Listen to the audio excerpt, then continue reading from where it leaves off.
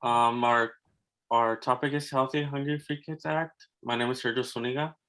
I'm Ruby Valdivia. Jamila Bowie. My name is Daniela Saldana. My name is Zair Rangel.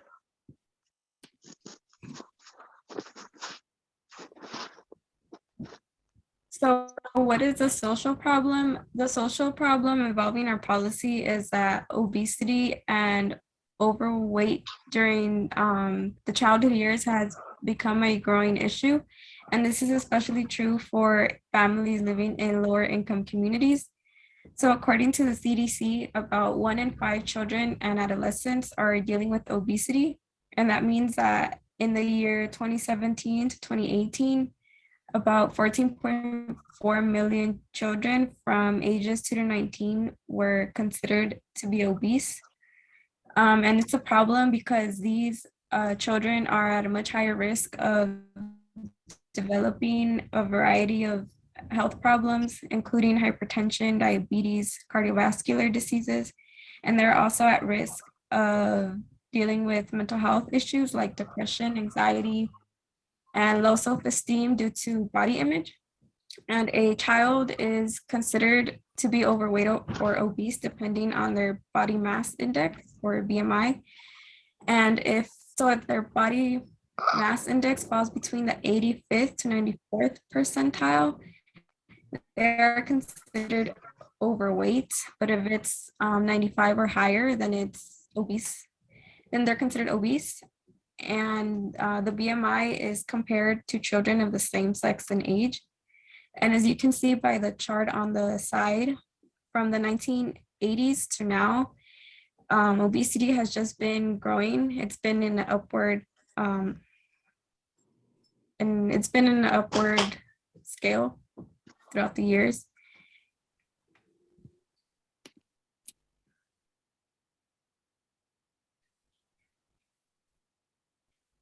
So who is affected by the problem?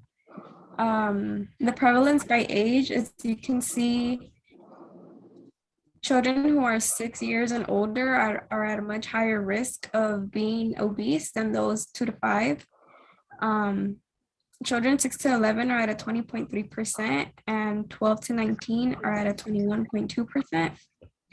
And then the prevalence by ethnicity, the two at highest risk are Hispanic at 25.6 and then Black at 24.2. And it's you may know these two ethnicities are the two most at risk of living in lower income neighborhoods, which explains why they're the most affected by the problem. And then like we said, the families at most risk are those from lower income communities due to the high price tag of healthy foods. And then there's also food insecurity a lot of the times, which leads to overeating. And then these communities are also surrounded by a lot of fast food restaurants. And a lot of the times these are most accessible to these families due to their lower price tag. And then according to the CDC, when the head of the household has a higher education level, then the risk of obesity in the children decrease. What is the policy? So the Healthy Hungry Free Kids Act of 2010, it was created to establish a process to improve the national quality of food and beverages served to U.S. children through an array of federal food assistance programs. So basically, the act was just established to help out children who do not have any of the opportunities to get a good nutrition or basically a healthy meal. Because sometimes children are not able to be provided with one because some of their family might not be able to have a good and stable income. So in order for all this to occur, children of America had to face the crisis in order for the nation to make so the Healthy Hungry Free Kids Act of 2010 was signed into a law in December 2010 by President Obama to provide meals to children through national school lunch and breakfast programs. And this act was ended up impacting over 30 million children worldwide.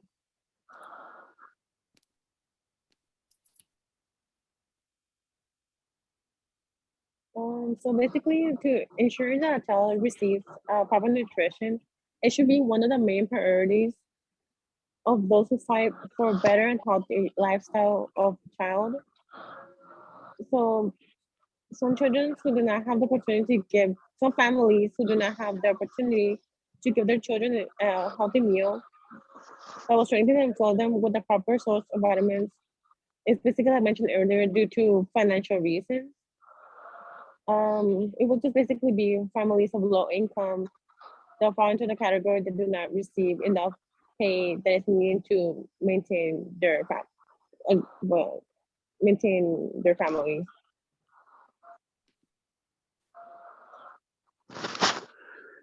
First article, reform looks good on paper. Detailed how in rural school districts there are limited resources and obesity rates and local food insecurity has actually increased. Um, Obesity and food insecurity is especially prevalent in the underprivileged or low income areas. These areas of low income actually have limitations in both fresh fruits and vegetables, while having fast food or sugary treats, high fat items like readily available to them. If you look to the right, the National Survey of Children's Health indicates that from 2003, the rate has actually gone up from 14.8% to 15.1%. And nutrition classes should become a part of everyday school's curriculum, such as the return of PE. Every kid needs exercise. The EBT should be specific items, food items, just as they block alcohol and tobacco purchases, so they can block the high in sugar drinks and junk food. Education and exercise diet will change and make this a dream a reality. Nutritional education in the class will pay off as the kids recognize the benefits of a good diet. The second article that we chose was called Impact of Healthy Hungry Free Kids Act of Obesity. The goal of this article was to implement a way to reduce child obesity among the US. And also this article states how healthier choices of food among schools are beneficial for kids to eat like fruits, vegetables, grains, and proteins. And also the article states how 500,000 less cases of obesity among impoverished children, also increased weight loss. So many of these children, as they eat healthy meals at the schools, they're able to decrease the amount of obesity in children. The risk of obesity in children living in low income families significantly declines due to healthier food choices. And also, these populations often have difficult time to, to obtain nutritious foods, especially around their neighborhoods that they have a lot of fast food, which increases obesity. But ways that schools could implement this act um, reduces the amount of obesity around the neighborhoods. The article too continues on explaining how the probability of obesity among individuals of ages 10 to 17 um, after implementation of the Healthy Hungry for Kids, which means that after 2012, the amount of individuals that were in poverty and were able to get these benefits from schools, school lunches at schools were decreased, and obesity also decreased of the amount of children that got these foods. How did this go? It had a drift and change in the National School Lunches Program, and the poverty also decreased because they were getting free lunches from 2003 to 2018. About 99,000 schools around the US are affected by obesity, and 5.9 million children are more likely to decrease among obesity.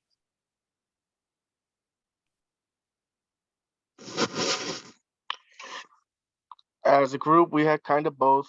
We have kind of all realized together that although there are limitations to the policy, there are also there's also a very good side to it. Obviously, in some areas, like in the rural areas, low income areas, um, the foods implemented weren't necessarily accepted, thus creating more food waste, which is another problem of its own.